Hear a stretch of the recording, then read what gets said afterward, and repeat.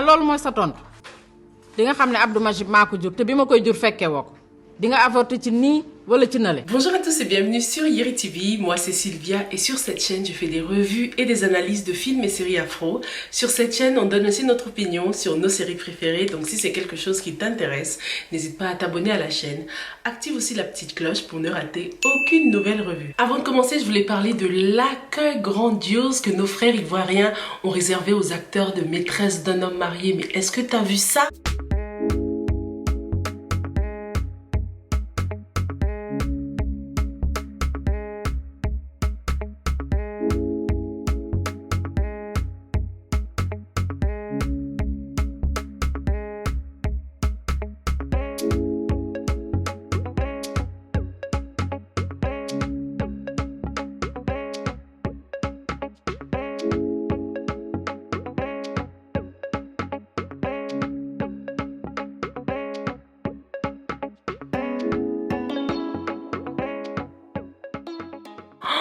Non mais c'était un truc de fou. Ça fait vraiment plaisir de voir nos talents africains accueillis de la sorte. Franchement, s'il y a des Ivoiriens ici, là, n'hésitez pas à me le dire dans les commentaires pour que je vous félicite. Le peuple ivoirien, vous nous avez rendus super fiers. Ça se voit que c'était un moment vraiment émotionnel pour les fans mais aussi pour les acteurs, hein. On a pu lire la surprise sur leur visage. Ils ne s'attendaient sûrement pas à voir autant de monde.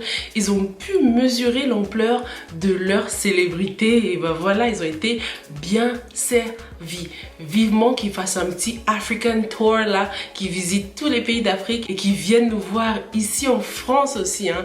La dernière fois, je crois que Marem et Djalika et Kalista étaient venus en France, mais j'ai pas pu aller les voir parce que j'ai pas pu m'organiser. Mais en tout cas, rien à dire. La Côte d'Ivoire, vous pouvez être fiers de vous. Dis-moi dans les commentaires si tu as assisté à cette rencontre, si tu as enfin pu voir Marem ou Djalika ou Biram la chère.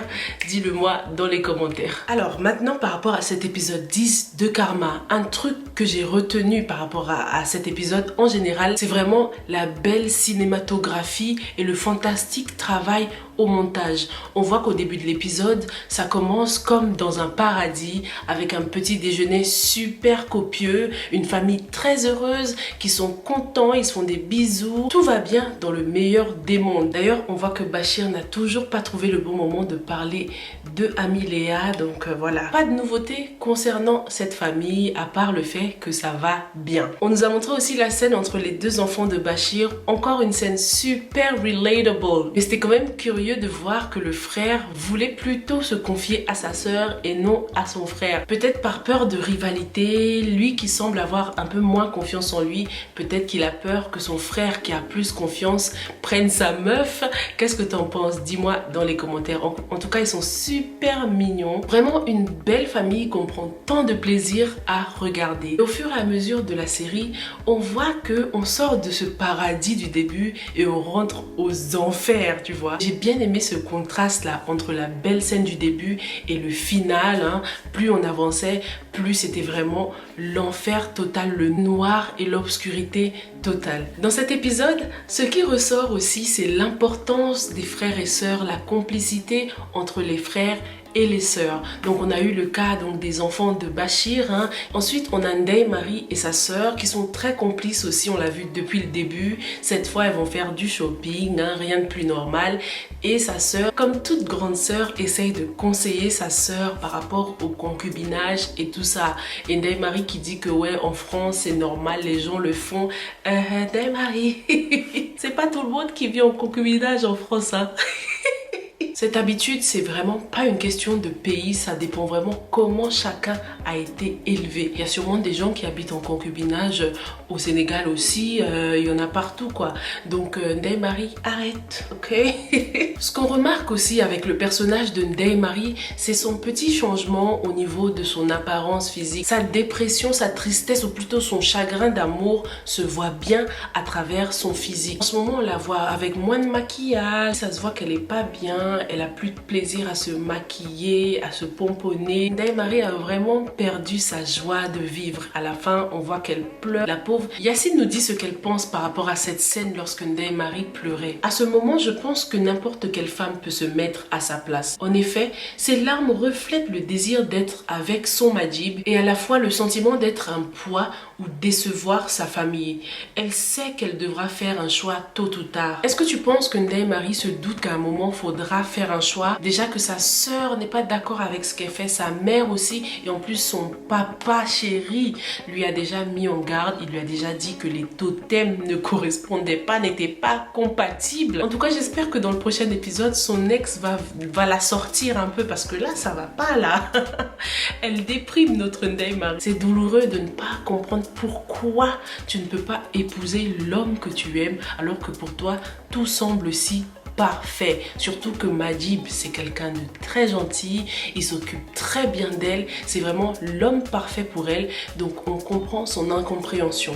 Dans cet épisode, j'ai trouvé que sa mère a vachement manqué de tact. Je sais, Mère Soda, elle est ce qu'elle est, et bien sûr, elle a raison. Vu qu'elle avait déjà eu cette conversation avec sa fille, je m'attendais à une Mère Soda un peu plus douce, un peu plus compréhensive, une Mère Soda qui utilise un autre moyen pour essayer de convaincre sa fille. J'ai pas aimé que cette conversation ait eu lieu dans cette pièce-là. On voyait que Mère Soda était assise comme sur un trône. Comme d'habitude, elle voulait se faire respecter, montrer son autorité. Mais dans des instants pareils, un peu de complicité mère-fille n'aurait pas fait de mal, quoi. J'aimerais bien que le personnage de Mère Soda évolue, hein, qu'elle change un peu quand même, tu vois.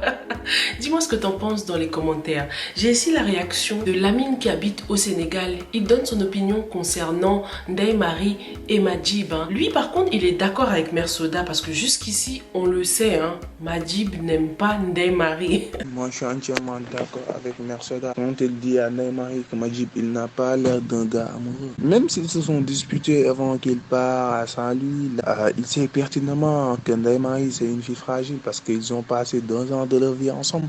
2 ans, c'est pas 1 mois, c'est pas 2 mois, 2 ans. Et le pire, il appelle Ami pour lui dire qu'ils avaient quelque chose à finaliser. Toi, disant quelque chose à finaliser, parce que moi, je me dis qu'il l'a appelé juste parce qu'il voulait juste entendre sa voix.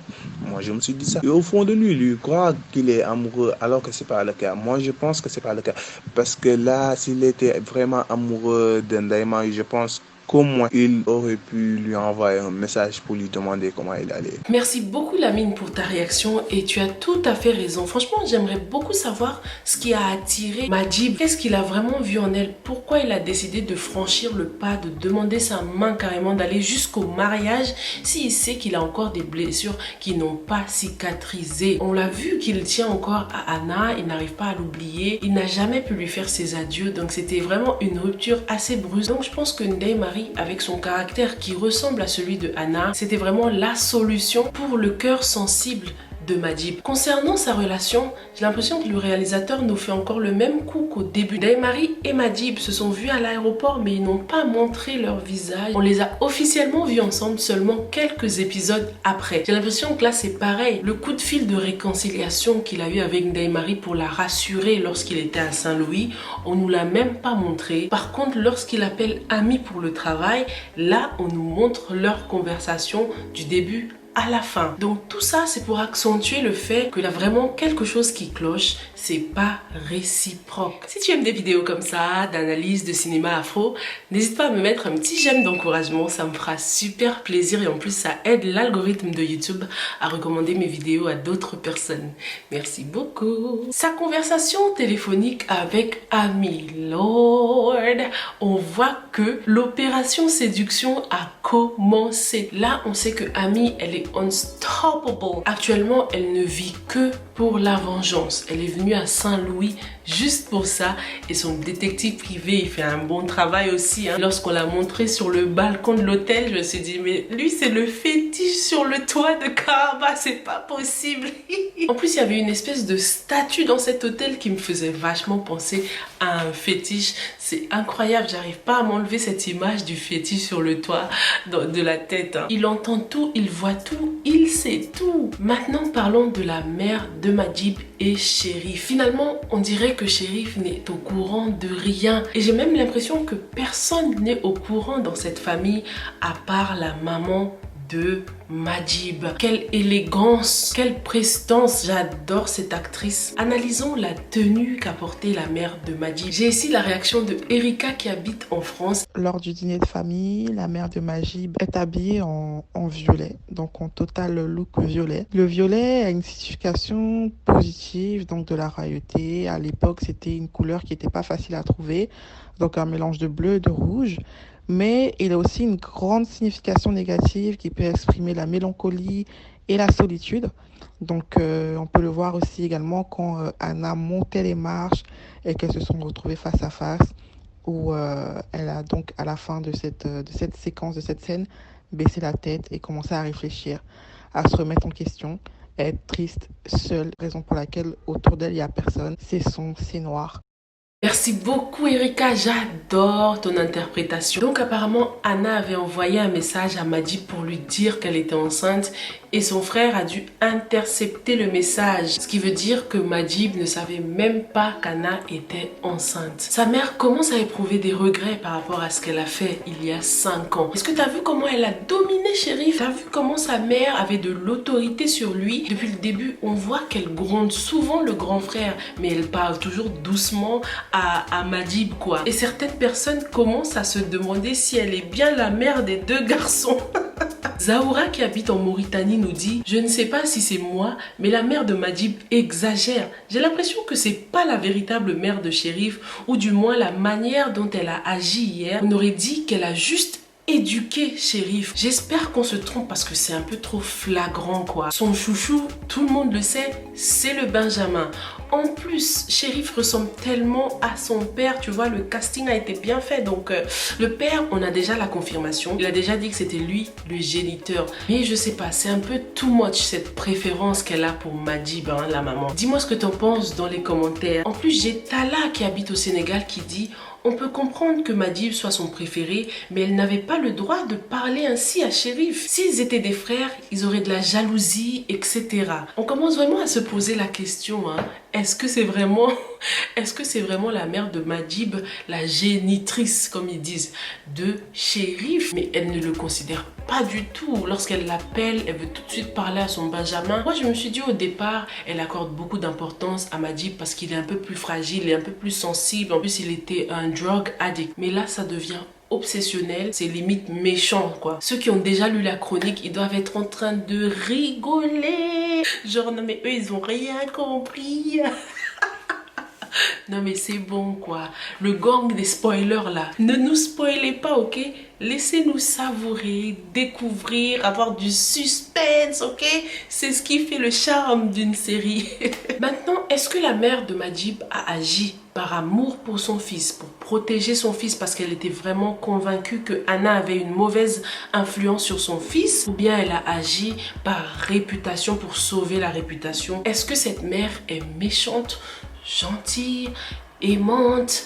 Est-ce qu'elle exagère? En tout cas, j'ai ici la réaction de Maggie qui habite au Sénégal. Elle pense que la mère de Majib n'est pas une femme méchante, elle est juste un peu trop protectrice. Moi, je crois que la mère de Majib n'est pas vraiment méchante. Elle fait partie de ces mères surprotectrices qui gouvernent pour leurs enfants et qui veulent les protéger jusqu'à prendre des décisions importantes à leur place. Elles sont souvent capables de n'importe quoi pour le bien de leurs enfants. Donc, moi, je crois que la mère de Majib pense en bien faire. Elle a fini par en faire trop. Et ça se voit qu'elle est en train de douter de son choix et qu'au fond, elle regrette. Merci beaucoup Maggie. Ah oui, ça se voit qu'elle regrette. Elle est tourmentée par ce qu'elle a fait et c'est dommage que c'est 5 ans plus tard qu'elle réalise à quel point Anna comptait pour son fils. J'ai adoré la scène où toute la famille était à table. C'était une scène magnifique, la cinématographie de ouf. Est-ce que tu as remarqué lorsque la mère était toute seule dans le noir, le geste que Chérif fait pour attirer notre attention vers elle? Depuis le début, là, la cinématographie est juste impeccable. Que ce soit pour les flashbacks ou pour les scènes comme ça, c'est trop bien fait. Ce slow motion et les éclairages et Chérif qui fait ce geste et qui nous pousse inconsciemment à pay attention to la mère de Majib, c'est vraiment excellent. Est-ce que tu as aimé cette scène? N'hésite pas à me dire ce que tu en penses dans les commentaires. Ce qu'on remarque aussi avec cette scène, c'est qu'ils ont choisi une table ronde. J'ai trouvé ce choix excellent. La table ronde pour des scènes comme ça, c'est vraiment beaucoup mieux qu'une table rectangulaire. Cette table était vraiment très appropriée pour cette scène et pour le script, le dialogue là, c'était parfait. Une scène qui parlait de la famille, du cercle familial, de la confiance en la famille. Je vous avais déjà fait une analyse par rapport aux formes, aux shapes dans le cinéma. C'était dans une de mes revues de la série Dérapage. Je vous avais déjà dit que le triangle ou lorsqu'il y a 3 personnages, c'est très agressif en général, mais le cercle est toujours synonyme de confiance. Le cercle symbolise la confiance et le fait que ces personnages étaient disposés comme ça enlevait toute forme d'autorité. Contrairement à la scène de la prière par exemple dans l'épisode précédent où le papa était vraiment le chef de famille, là le but de cette scène ce n'était vraiment pas de mettre l'accent sur l'autorité, mais plutôt de mettre l'accent sur les liens familiaux, mettre l'accent sur cette grande famille, une famille de 3 générations. Et on le voit avec le speech de Majib, très émouvant. On voit qu'il est grateful pour sa famille. Il pense même à Anna qui aurait pu faire partie de sa famille. Ça paraît juste petit, c'est juste un détail, la table ronde, yeah, whatever, mais c'est très important parce qu'une table ronde en plus permet beaucoup plus d'interaction. C'est plus facile d'interagir avec chacun lorsque vous êtes assis sur une table ronde, contrairement à une table rectangulaire qui définit tout de suite qui est le chef de famille qui doit se mettre en tête de table. Il y a tout de suite une forme de hiérarchie avec les tables rectangulaires. Dans les réunions par exemple avec de grandes entreprises qui utilisent des tables rectangulaires, on vous apprend que lorsque vous avez une réunion, c'est toujours mieux de se mettre à la droite de celui qui est en tête de table et de se mettre juste en face de la porte. Comme ça, lorsque quelqu'un entre dans la salle, il vous identifie tout de suite avec le chef. Donc inconsciemment, on vous prend aussi pour le boss parce que dès qu'on voit le boss, on vous voit à côté. C'est vraiment des petits tips and tricks, des petits secrets d'entreprise qu'on vous apprend dans certaines entreprises. Quand je travaillais aux États-Unis, par exemple, ce genre de truc faisait partie d'une formation que certains employés pouvaient prendre s'ils voulaient améliorer leur posture en entreprise ou bien espérer grimper les échelons et tout ça. Donc dans le cinéma, ça fait plaisir de voir qu'il y a certaines personnes qui savent vraiment ce qu'elles font. Parlons maintenant de Lamine et de ses parents. On voit que Radia est arrivée, ça y est, elle est là. Et le père de Lamine, ça se voit que c'est elle l'heureuse élue pour son fils, tu vois. J'ai ici la réaction de Aïcha qui habite au Mali. Elle pense que malgré tout, Lamine et Maï finiront ensemble. Je comprends la réaction de Monsieur Cissé. Il veut que son fils se marie avec une fille qu'il connaît aussi parce qu'il a vu la fille grandir depuis toute petite. Monsieur Cissé connaît tout sur Radia. De plus, c'est la cousine à Lamine. Chez nous en Afrique, il y a des ethnies qui font pareil. Leur première femme doit être de même ethnie qu'eux, mais pas une qui est différente de leur ethnie. Les liens de parenté existent entre eux et si tu refuses de te marier, on te chasse de la maison. C'est le cas pour Lamine. Il va devoir faire un choix de se marier à sa cousine ou de quitter la maison. Pour qu'il se marie maintenant avec Maï, Lamine va la prendre comme deuxième épouse car après le premier mariage, tu es libre de choisir qui tu veux comme deuxième femme. Oh là là là là, merci beaucoup Aïcha pour cette réaction. Est-ce que tu penses que Maï va finir deuxième femme?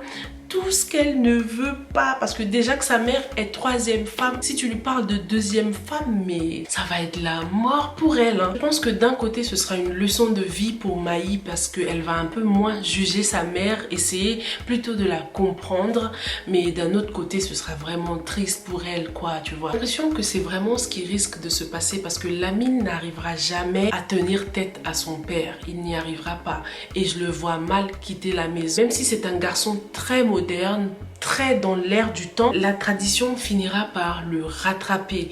Qu'est-ce que tu penses de cette magnifique réaction de Aïcha?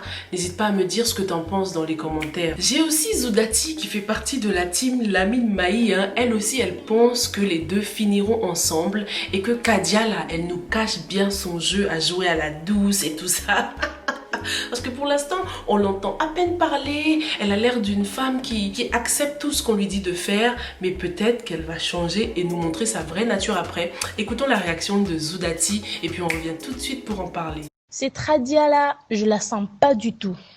Elle fait semblant d'être une fille polie, mais elle nous cache sa vraie nature. Et j'en suis convaincue que Le moment où elle réalisera que Lamine n'est pas du tout intéressé à elle, que Lamine a la femme qu'il aime, c'est à ce temps-là qu'elle va essayer de nous montrer sa vraie nature. Je suis bien convaincue que Lamine et Maï vont bien finir ensemble. Certes, ils auront pas mal des épreuves en chemin, mais ils vont y arriver. Déjà dans cet épisode, on les a pas du tout vus. On a vu que c'est tradit. Ce qui signifie que c'est tradit finira toute seule. De toute façon, c'est mon point de vue. Et je suis aussi convaincue que à partir de ce qu'elle va essayer de faire en voulant Lamine, le père de Lamine va se rendre compte qu'il allait faire l'erreur de sa vie tout en essayant de donner en mariage Lamine avec ses tradis. J'en suis convaincue. Vive le couple Lamine et Maï. Ah là là, merci beaucoup Zoudati. Oh my god, dis-moi ce que t'en penses dans les commentaires. Hâte de voir si elle nous cache quelque chose. Maï et elle ont l'air d'avoir des points communs quand même. Elles sont toutes les deux dans les études. Elles sont respectueuses des traditions. Qu'est-ce qui va les différencier? J'ai aussi Yacine qui habite en France qui nous dit: à vrai dire, depuis le premier épisode, quand j'ai vu Adia, la cousine de Lamine, j'ai senti que son père voulait qu'il se passe quelque chose entre eux, puisqu'ici au Sénégal, les peuples alpulaar, genre Peul et Toucouleur, ont tendance à marier leurs enfants au sein de la même famille, comme ils le disent souvent dans un de leurs proverbes, Nedu ko Bandoum, qui signifie chaque personne doit rester dans sa famille. Bah ouais, désolé pour la prononciation de Nedo Ko Bandoum. J'espère que j'ai pas trop écorché la langue, mais c'est ça. On sait très bien que ces traditions existent encore. Écoutons la réaction de Muriel qui habite en France. Elle donne son opinion concernant les parents de Lamine. J'ai beaucoup aimé cet épisode parce qu'on voit les parents prendre ou essayer de prendre des décisions à la place de leurs enfants contre leur propre volonté. Et on se rend compte qu'au final, tout ce qu'ils vont récolter quand le karma se sera abattu sur eux, c'est l'éloignement de leurs enfants. C'est dommage parce qu'on sait que ce ne sont pas des personnes méchantes, mais ça montre aussi qu'il faut que les parents aujourd'hui apprennent à faire confiance à leurs enfants, les conseiller et les laisser faire des erreurs, savoir les soutenir sans pour autant dire: ah voilà, si tu m'avais écouté, c'est bien fait. Les parents africains devraient regarder cette série. Merci beaucoup Muriel. Ah, il y en a beaucoup surtout qui vont pas assumer regarder cette série avec leurs parents.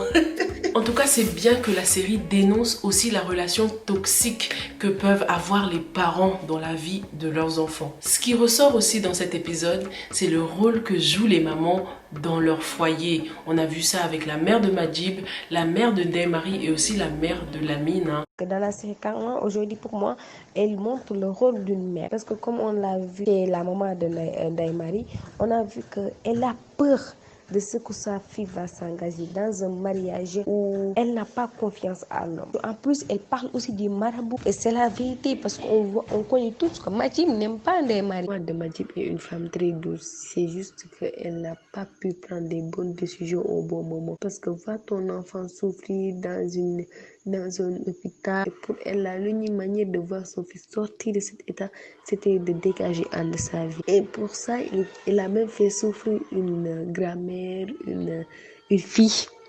Il a fait souffrir un amoureux. Il a fait souffrir une cousine. Quelle personne souffre actuellement? Que ce soit Analéa, que ce soit Majib, que ce soit Ami ou même sa grand-mère. Même la maman de Majib en souffre. Et cette souffrance, elle ne le dit à personne. C'est quelque chose qu'elle garde pour elle. La maman de Lamine, elle est entre deux personnes, son mari et son fils. Son fils souffre beaucoup à cause de son mari. Et pour elle, voir son fils souffrir, ça lui déchire le cœur. Sauf qu'elle ne peut rien faire parce qu'elle ne peut pas se révolter contre son mari. Ici au Sénégal, se révolter contre son mari, c'est comme si tu l'insultais. Ils vont te traiter de tous les noms possibles. Ils vont te dire que tu es une femme indigne, tu n'es pas une femme bien. Alors que non, ils montrent tout ce qui se passe au Sénégal. Via d'une mère à une autre, que ce soit la maman de Lamine, Majib, Maïmouna ou même Ndeye Marie. C'est la pure réalité au Sénégal. C'est ce qui se passe au Sénégal. La maman de Lamine souffre parce qu'elle dit: si je soutiens mon fils, j'ai fait souffrir mon mari, on va dire que je ne suis pas une femme bien. Si je soutiens mon mari, je vois mon fils dans un état critique. Alors elle décide elle ne parle pas, elle juste donne des conseils à son mari, à son fils pour qu'ils puissent s'entendre. Parce qu'arrivé un moment, ça va vraiment péter.